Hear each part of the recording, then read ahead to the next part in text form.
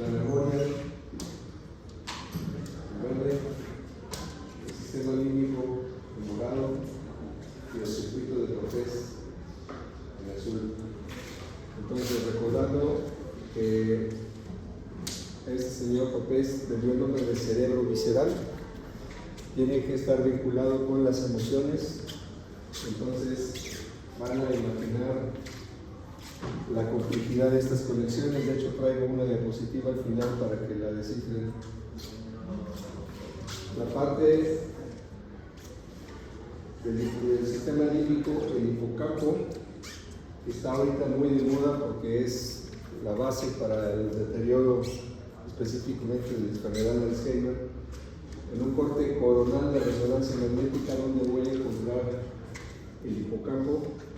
Aquí está el tallo cerebral y aquí está ubicado el hipocampo.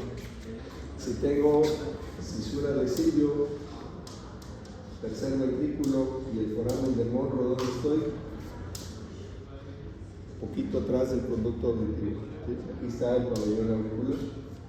Entonces, en un esquema donde está la columna del fornix y el hipocampo, entonces tiene una forma de giro, y estas son las estructuras que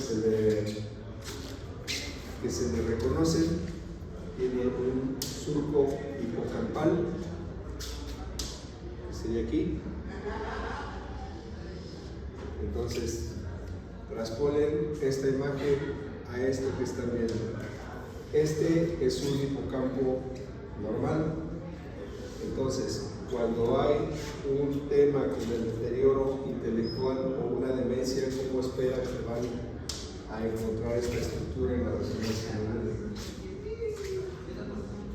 En esa característica o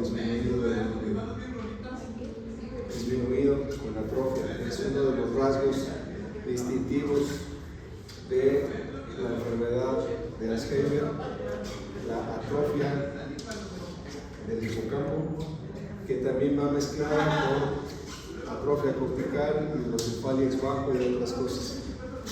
Entonces, dentro del patrón de la resonancia magnética, traspolen cómo está la estructura del hipocampo. Aquí está el giro del hipocampo. Y en forma tridimensional,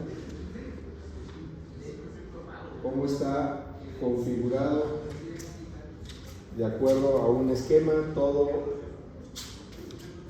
el sistema límbico: la amígdala, el hipocampo, el giro parahipocampal, el giro dentado, tálamo, los ganglios de la base, la estría olfatoria, el cuerpo mamilar, el cuerpo calloso, el giro del cíngulo.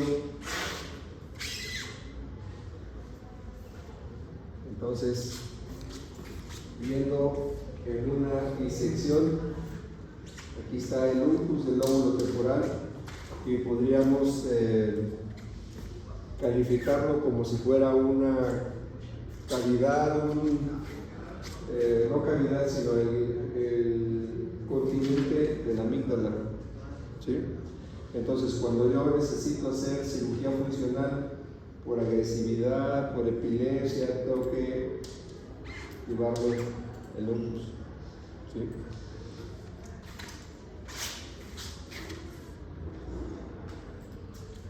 Entonces, el giro del cíngulo en una tractografía,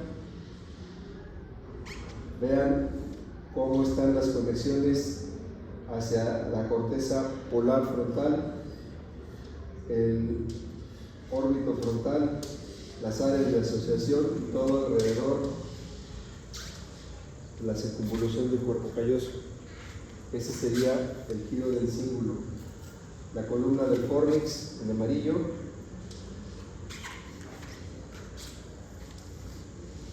el tracto mamilo-talámico en negro, ¿de dónde a dónde va? De los cuerpos mamilares al núcleo anterior del tálamo.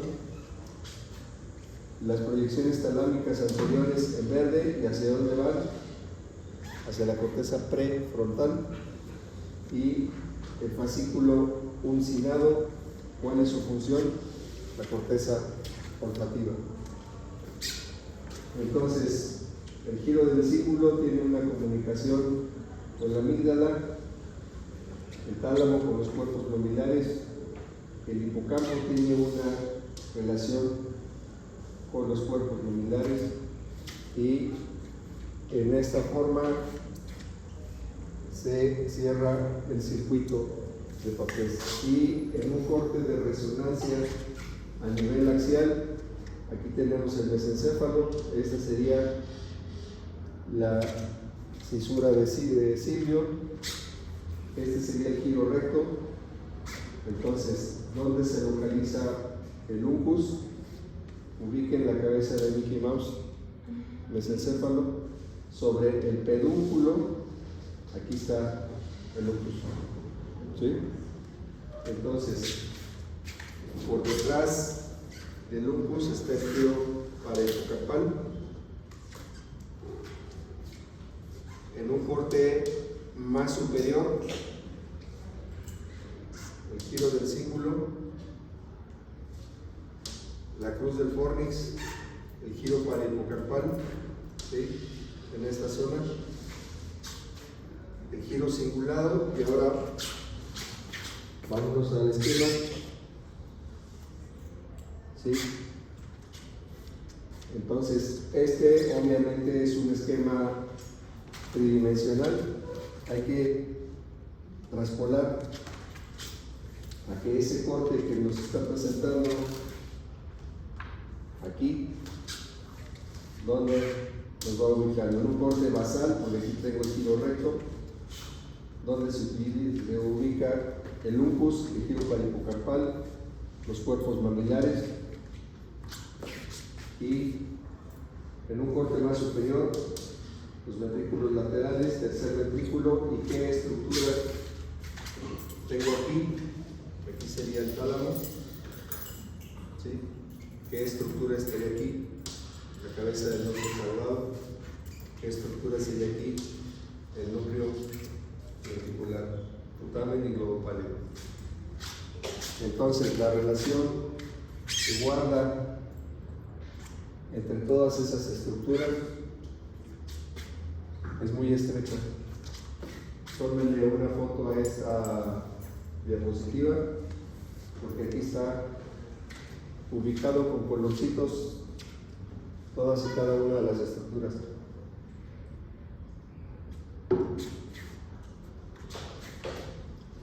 ¿Ya le tomaron?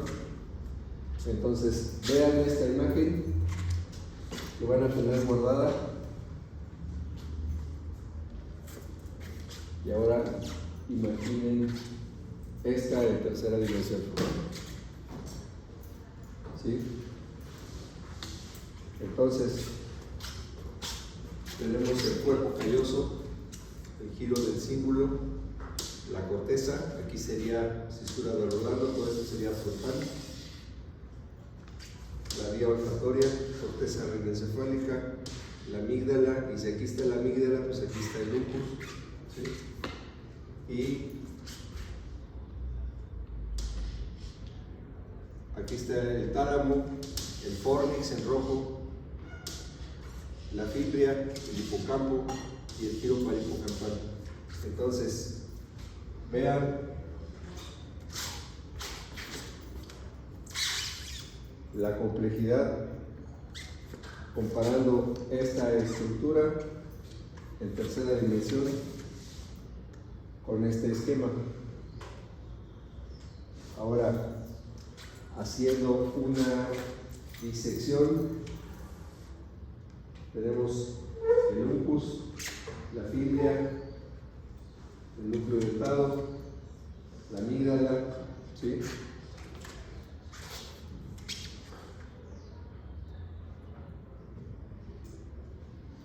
Y recordando los núcleos, de acuerdo a las que con mi plática con Alois Alzheimer, el cuerpo geniculado lateral y el cuerpo geniculado medial acústico, el lateral visual, mientras que los núcleos hipotalámicos de la región preóptica, medial y lateral, la región supraóptica, paraventricular, supraóptico, grupo hipotalámico anterior, supraquiasmático, de la región del tuberal, dorsomedial, ventromedial y el núcleo arcuato, y la región mamilar, los cuerpos mamilares y los núcleos posteriores del hipotálamo. Y en dibujo tendríamos el quiasma óptico. Si está el quiasma, el primer núcleo arriba pues obviamente será el supraquiasmático, la área preóptica y así sucesivamente.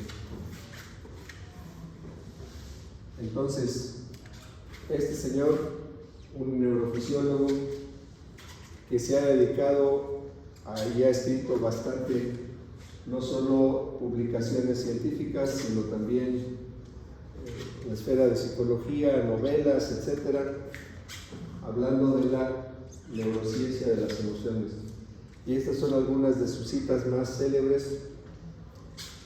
Antonio Damasio, europeo.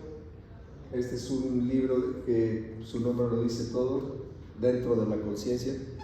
Entonces, el sistema límbico es el que tiene que ver con el control de las emociones. Y ahora, para que vean lo sencillo que es interpretar los circuitos en los que está relacionado el sistema límbico, yo los reto a que sigan cada una de estas vías y conexiones. Esto no es una broma. ¿Mande? Esa imagen no venga del texto. Ah, claro. Al menos como distractor.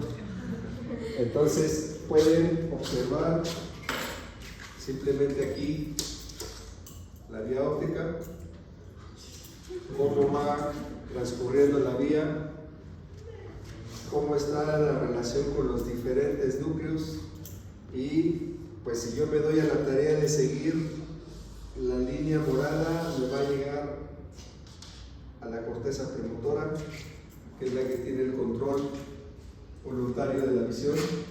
Si me voy siguiendo otra línea con los núcleos con los que tiene referencia, parece broma, pero ustedes hagan un análisis de las emociones que perciban no digo en un día, en una hora, y van a ver todas las conexiones que puedan tener en cuanto a lo que ven, lo que tocan, lo que escuchan, lo que huelen, ¿sí? Entonces, el sistema límbico, como lo platicamos, pareciera como algo muy simple, ¿sí? Como que este se conecta aquí, este se conecta acá, pero no.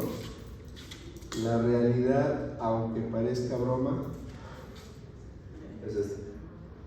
Incluso aún ahora todavía no se pueden determinar completamente todas y cada una de las conexiones.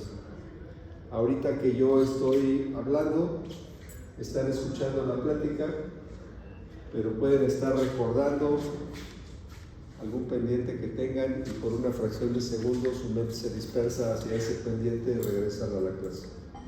¿Sí? Están viendo un esquema, una caricatura, un distractor, y su mente se fuga, les trae un recuerdo y regresan nuevamente a la clase. Entonces, el concepto que quede claro es que este sistema límbico está relacionado con todos y cada una de las referencias sensitivas que pueda tener el cuerpo, ¿sí? Y la complejidad de estas conexiones, pues aquí tenemos un ejemplo, y en este otro, desafortunadamente no, o al darle mucho zoom se pierde algo de definición, pero tenemos más de 86 billones de neuronas, Si nos dieran un centavo por cada neurona, pues ya nos dedicamos a viajar, ¿no? Entonces, nuevamente, seguir todas y cada una de las vías, el gusto, el olfato, la visión, ¿sí? El equilibrio, el movimiento, ¿sí? Y es algo que hacemos de manera no consciente. Ustedes se mueven, se desplazan, su sistema musculoesquelético está mandando información vía vestibular para darle sentido de posición. Si de buenas a primeras viene una corriente de aire y la sienten, van a tener ese estímulo que puede ser agradable si está haciendo calor o desagradable si está haciendo frío, ¿sí? Entonces, la idea de estas diapositivas es ejemplificar lo complejo que es, que no es una sola conexión, no es solo un circuito, sino es una intercomunicación bastante compleja y aún no estudiada en su totalidad, para que nuestras sensaciones nos den un espectro de conciencia. Y muchas de las enfermedades se encuentran en la mente.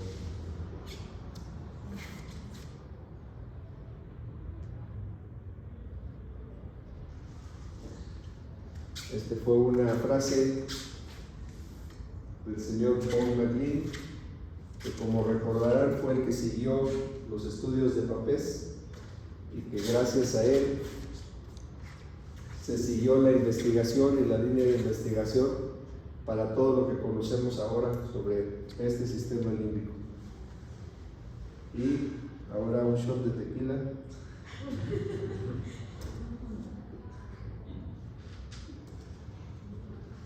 Y vamos a continuar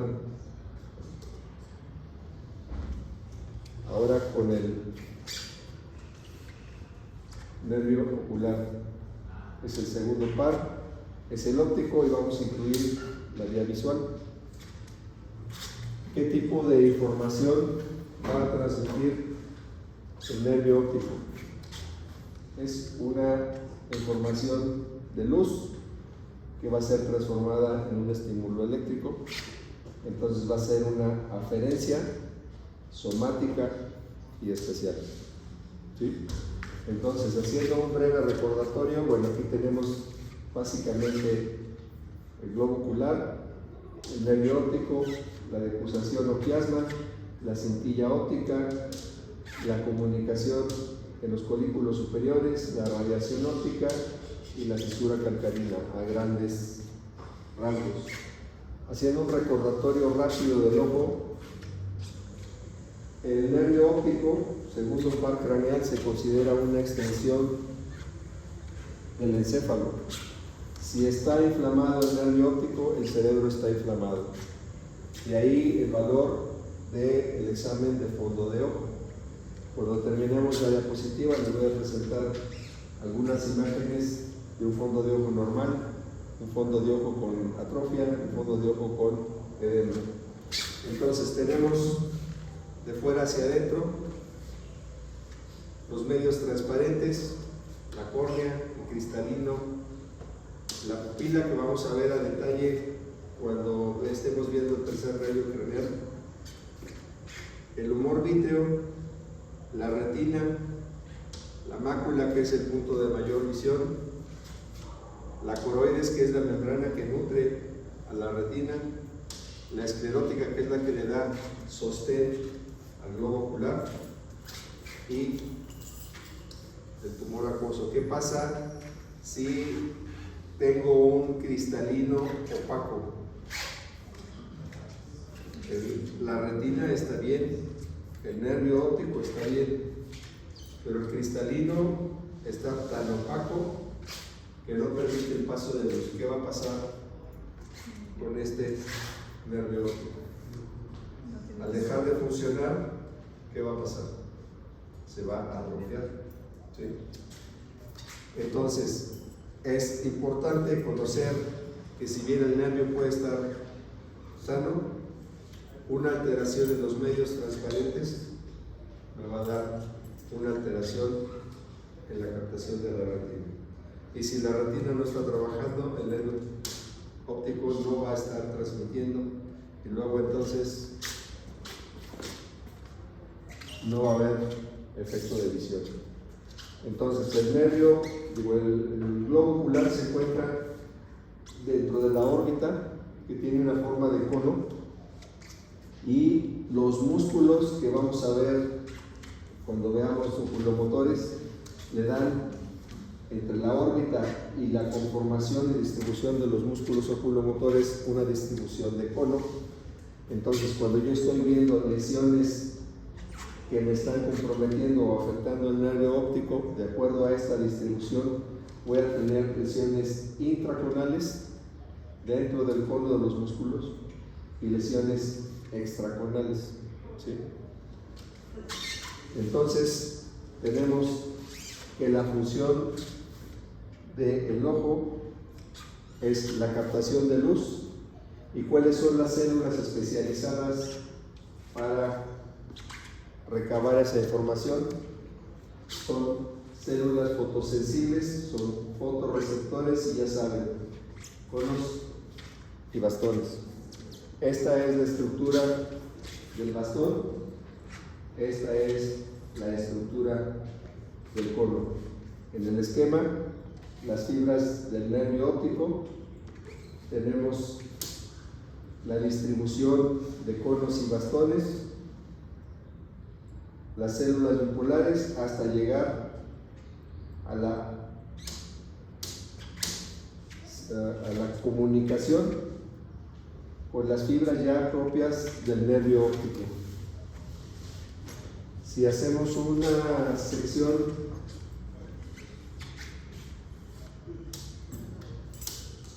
a nivel, es la coroides, es la retina, entonces estoy haciendo una sección que va traspolada aquí está poniendo la dirección de la luz, entonces tengo la placa coroidea, el epitelio pigmentar, la lámina de conos y bastones, la lámina limitante externa, la capa nuclear externa, la capa plexiforme externa, la capa nuclear interna, el plexo o la capa plexiforme interior, la capa de células ganglionares, la capa de fibras del nervio óptico y finalmente la membrana limitante interna. Entonces, vean este esquema o este corte histológico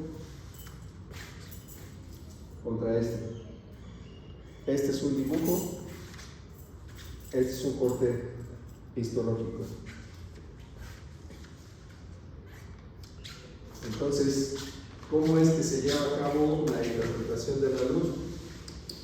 Tenemos el objeto que está reflectando la luz, esa imagen entra al globo ocular, se percibe invertida y dependiendo de la ubicación donde se esté formando esta imagen, va a ser una visión normal o para los que usamos lentes, una miopía, una hipermetropía, y el astigmatismo es en cuanto a la curvatura de la córnea, pero miopía, hipermetropía va siendo interno. Entonces, tengo la imagen, pasa a todos los medios transparentes, en la retina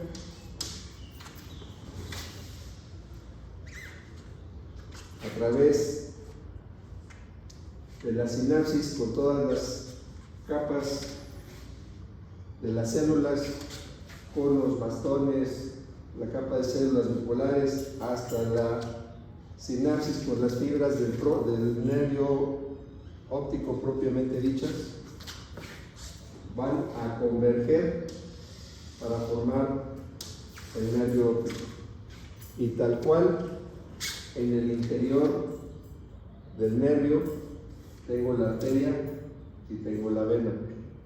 Cuando yo estoy haciendo el fondo del ojo, ¿qué es lo que voy a percibir pulsando? ¿Qué se imaginan? La arteria. Esta sería la arteria central de la retina, pero cuando yo estoy haciendo un fondo de ojo y yo digo el fondo de ojo está normal, es porque tengo pulso de la vena. ¿Sí? ¿Qué pasa si ustedes presionan una vena? Se cortan, el sangrado puede ser capilar, puede ser venoso y se aprietan la zona que está sangrando, va a dejar de sangrar, porque por la presión están evitando el flujo. Recuerden que histológicamente la vena no tiene capa muscular, entonces la mínima presión sobre la vena me va a bloquear el pulso venoso. Entonces, cuando yo estoy haciendo el examen del fondo del ojo y veo la excavación fisiológica, que es esto, y veo la vena pulsando, ese es un fondo de ojo normal. Quiere decir que no hay presión. Si yo tengo presión dentro del cráneo, esa presión se va a transmitir hacia el nervio óptico. ¿Sí? Una de las manifestaciones del edema cerebral de forma tardía es la inflamación del nervio, la disminución de la capacidad visual, ¿sí?, que me lleva a una atrofia. ¿Sí?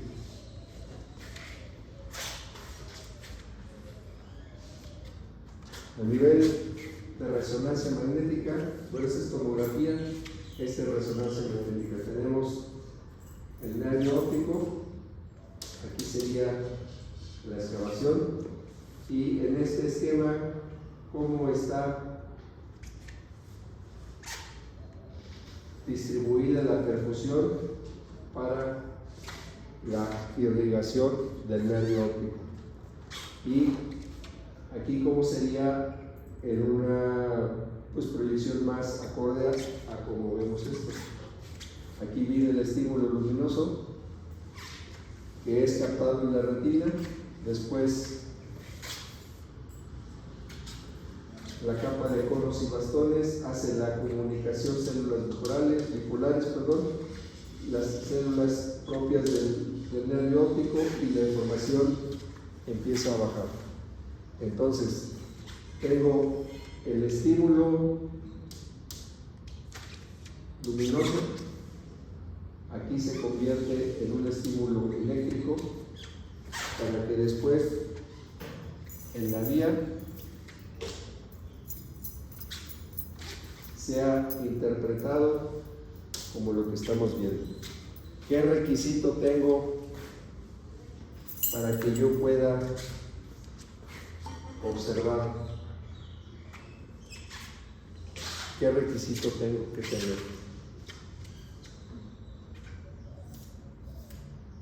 ¿Qué se les ocurre? ¿Por qué estoy pidiendo una cortina? Porque el exceso de luz no nos deja ver. ¿Qué pasa si yo quisiera estar aquí presente frente a ustedes y no hubiera una fuente luminosa? Esa luz no se refleja sobre los objetos, ¿sí?, hasta que tenemos un proceso de adaptación, y la poca cantidad de luz la alcanzamos a ver, pero no vamos a ver los objetos con claridad.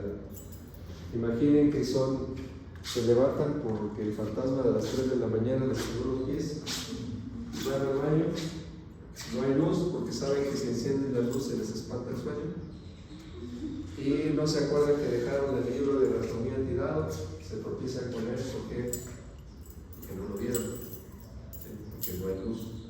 Encienden la luz y pues aquí está esto, aquí está lo otro, aquí está aquello, pero si no hay luz que refleje los objetos, esta ley visual no va a funcionar. Entonces, para que ustedes puedan ver, tiene que haber un espectro de luz. Si entramos a una habitación oscura, todos nos ha pasado que llegamos tarde a la función del cine, ¿y qué pasa? Pues que los primeros 5 o 7 minutos vamos así a ciegas, ¿no? Y después nuestra visión se adapta a esa disminución de luz y podemos distinguir ya muchas más cosas. ¿Cuál es la función de eso? Bueno, lo vamos a ver en los oculomotores. Si yo tengo una cantidad importante de luz, el diafragma, que es la pupila, se va a cerrar, va a entrar menos luz para que no estemos haciendo gestos con el exceso de luz. Si entramos a un ámbito muy oscuro, ese diafragma, que es la pupila, se va a abrir para permitir el mínimo paso de la luz existente. ¿Por qué hay animales como los felinos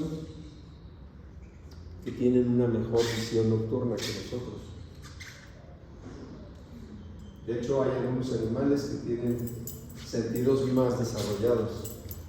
Un gato puede percibir con una mínima cantidad de luz.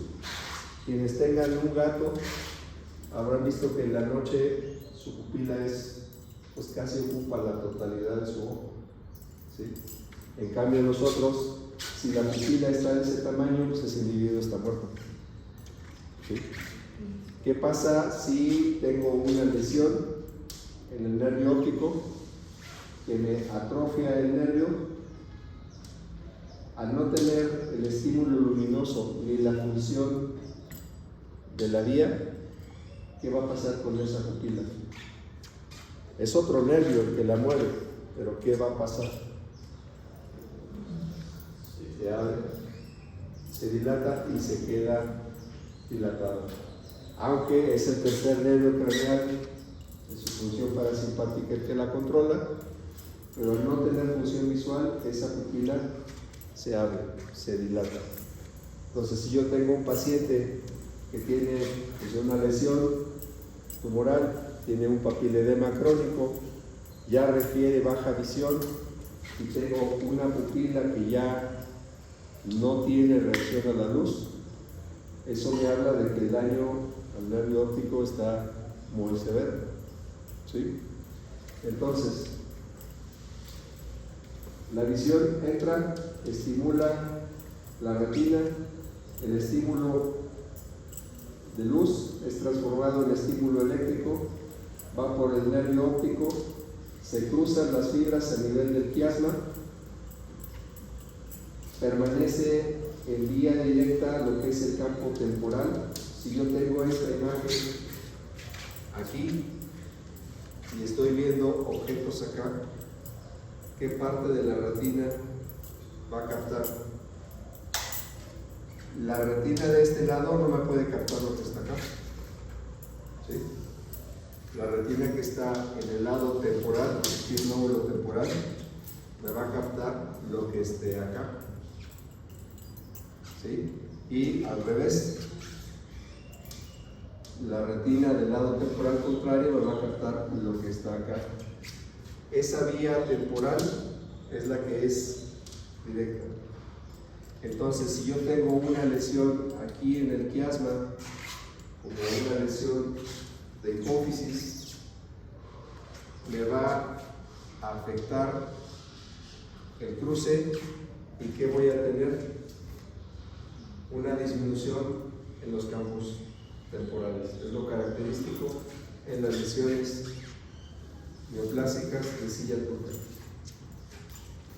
Entonces, del quiasma va hacia atrás, cuerpo geniculado lateral, este segmento se llama radiación óptica, luego la corteza radiada, aquí le ponen como estriado, lo pueden encontrar estriado o radiada, y ¿dónde va? A la corteza occipital.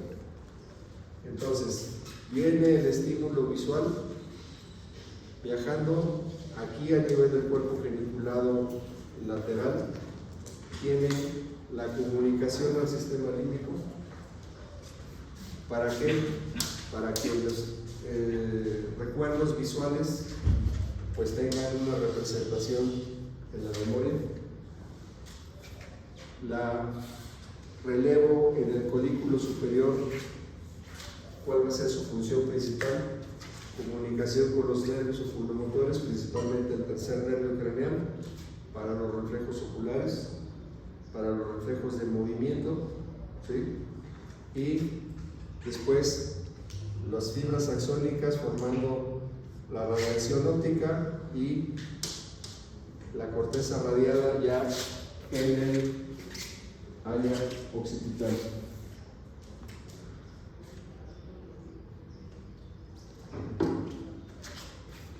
Entonces, tenemos el globo ocular, el nervio óptico dentro del cono muscular, sale de la órbita en el foramen óptico para después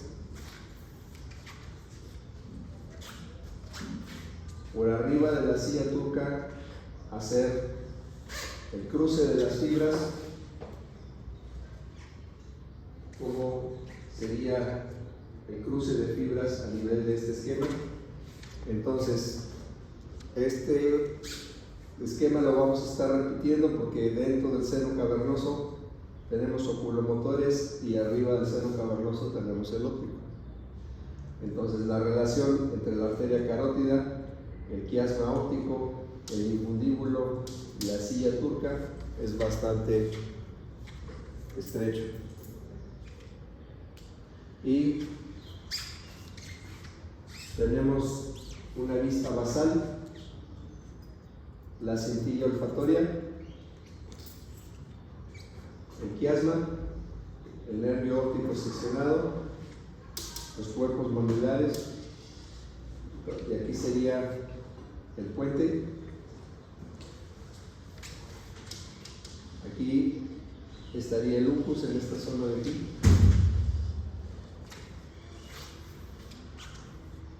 ¿Y cómo se puede hacer un estudio de la retina? Ahorita los oftalmólogos utilizan mucho este estudio que se llama OCT, se llama tomografía de coherencia óptica, y este sería una imagen, cómo se ve la fovea, los vasos, las diferentes capas.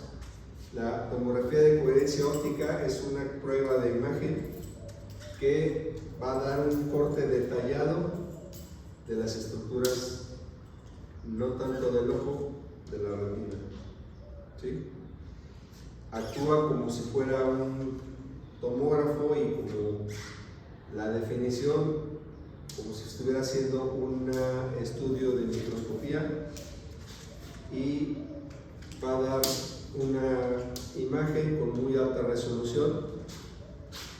Entonces, si yo pongo un corte histológico de la retina contra lo que estoy viendo en una tomografía de coherencia óptica, pues todas y cada una de las capas se pueden identificar. ¿Qué importancia tiene esto?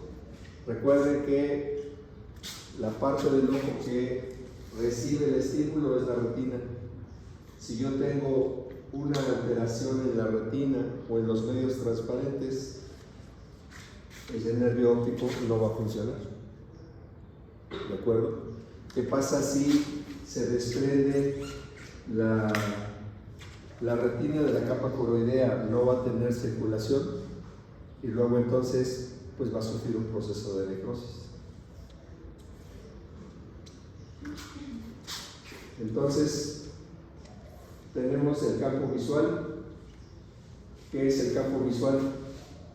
Lo que se ve muy incrementado en los momentos de los exámenes, donde viendo hacia adelante yo tengo que tener una vista perimetral, ¿sí?, de lo que está a los lados. Ahora, todos conocen un avestruz, ¿sí? Han oído hablar del halcón, del águila, ¿sí? No las de la América, que creo que perdieron ayer, no sé. El campo visual del hombre es más o menos esto, en forma normal. Ustedes se ponen viendo hacia el frente y yo viendo hacia el frente puedo ver que el compañero de acá está copiando, ¿sí?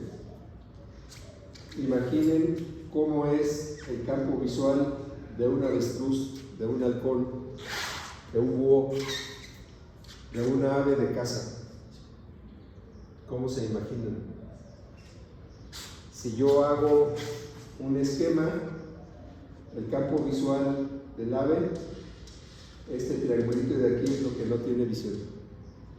¿Sí? Sería todo esto su campo visual.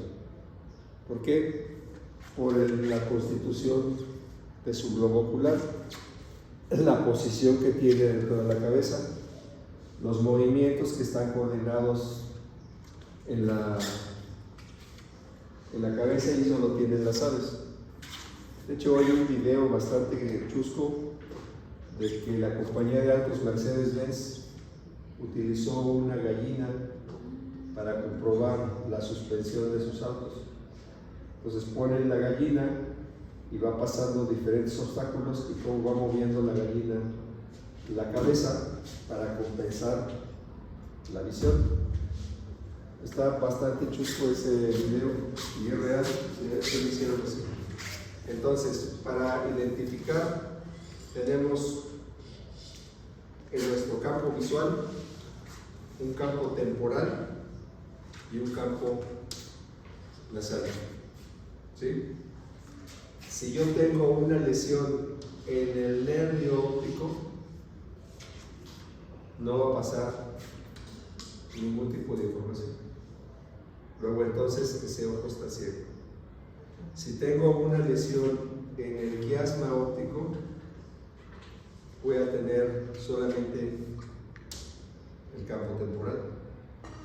Si yo tengo una lesión en el tracto óptico, como tengo parte de la visión del ojo de la lesión y parte de las fibras del ojo contrario, voy a tener un cuadrante sin visión. Si yo tengo la lesión a nivel de las radiaciones ópticas, voy a tener un diferente déficit en el campo. Por ejemplo, hacer una capimetría por confrontación, yo puedo identificar fácil un defecto quiasmático, pero por confrontación me va a ser muy difícil identificar una lesión en la corona radiada o ya en la corteza occipital. Eso solamente con la campimetría computarizada. Y por ejemplo, recientemente tuve un caso, un paciente adulto mayor que tuvo un infarto en esta zona, el paciente campesino. El infarto pues no le dio mucha importancia. ¿Cómo se dio cuenta que se le afectó la visión? Cuando tuvo un infarto del otro lado en la misma topografía y entonces ya no vio. ¿Sí? Entonces, una lesión en esta zona, en una gente que no tenga mucha cultura, puede pasar desapercibida por el paciente. Si ustedes tienen algún tipo de lesión, pues lo van a captar. ¿Sí? Como que no estoy viendo aquí, como que me falta ver acá, como que veo una mancha negra, y le van a dar importancia y se van a atender. Pero personajes en el medio rural no le dan importancia, ellos siguen trabajando y hasta que hay otra lesión o se agrava la que tienen y pierden la función, entonces sí, ya buscan ayuda. Entonces, dependiendo de dónde sea la lesión, va a ser la representación del déficit visual. ¿Qué es el campo visual? Es la distribución de los elementos que están entrando a la retina y de la retina al nervio óptico. Están captando las imágenes que provienen del espacio que estamos viendo. En esta imagen, como si estuvieran viendo con unos binoculares, si yo estoy viendo en este caso la Torre Eiffel, pero está más hacia el ojo del lado izquierdo, y yo me tapo el ojo del lado izquierdo sin mover el globo ocular del lado contrario, no voy a alcanzar a verlo todo. ¿Sí? Pero con la visión binocular, mi campo visual puede alcanzar todo este margen. ¿Qué pasa cuando yo estoy haciendo cirugía con microscopio? Algo muy semejante a esto. ¿Qué pasa si yo dejo o el microscopio no funciona uno de los objetivos y nada más estoy viendo con un solo ojo? ¿Creen que pueda operar? Pues tendría que ser en la lucha si no hay otra alternativa. Pero voy a perder que la tercera dimensión. ¿Sí? Es bastante complicado operar en 2D, sobre todo si es alguna lesión vascular, donde una micra puede hacer la diferencia entre un sangrado catastrófico y el éxito de la cirugía.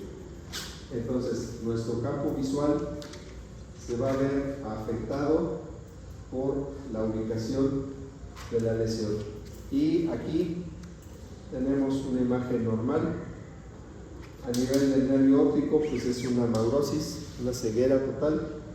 A nivel del quiasma, una ausencia de visión en los campos laterales.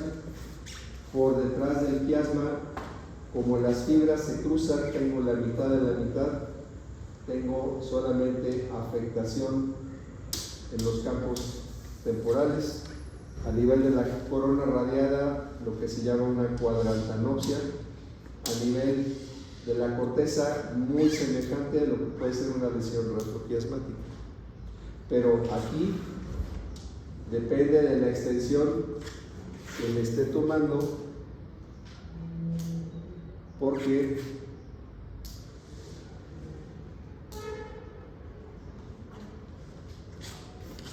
no es un solo tronco.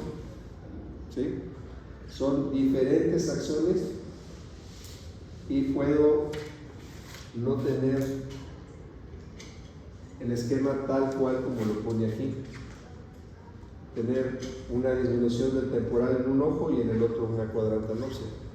Pero lesiones aquí, aquí y a veces aquí son difíciles de hacer el diagnóstico por una campimetría de confrontación. Aquí es una campimetría computarizada y logramos hacer el diagnóstico.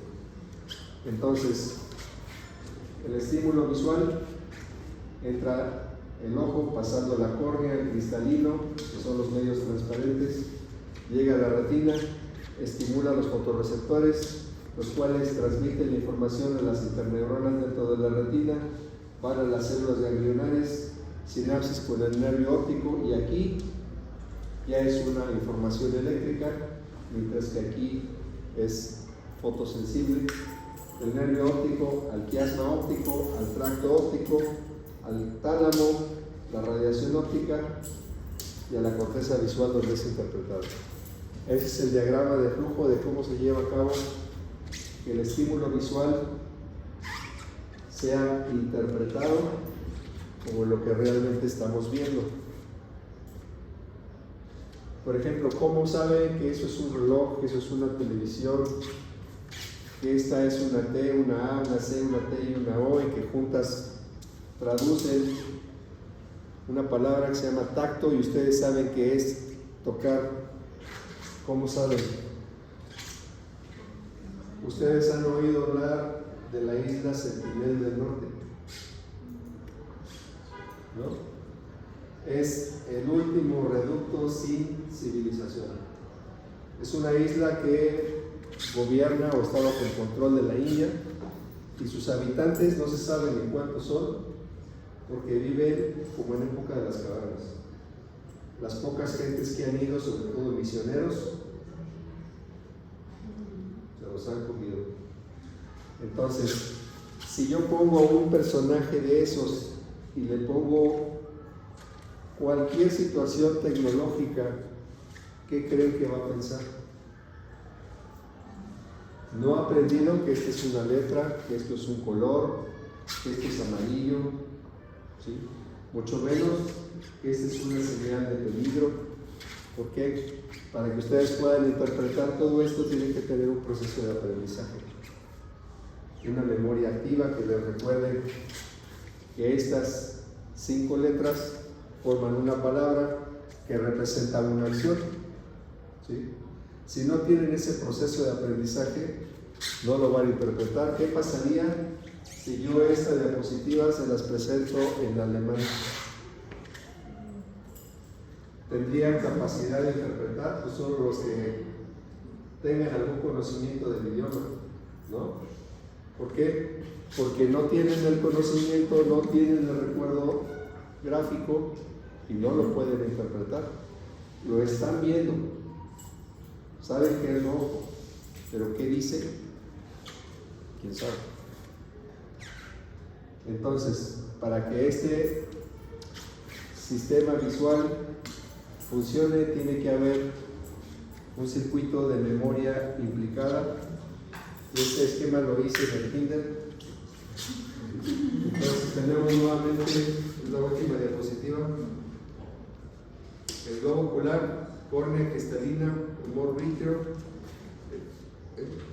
estimulan la retina, células de conos y bastones, interneuronas de retinianas, células ganglionares, nervio óptico, quiasma óptico, tracto óptico, tálamo, radiación óptica, corteza visual, para que ustedes puedan interpretar lo que están viendo. ¿Sale?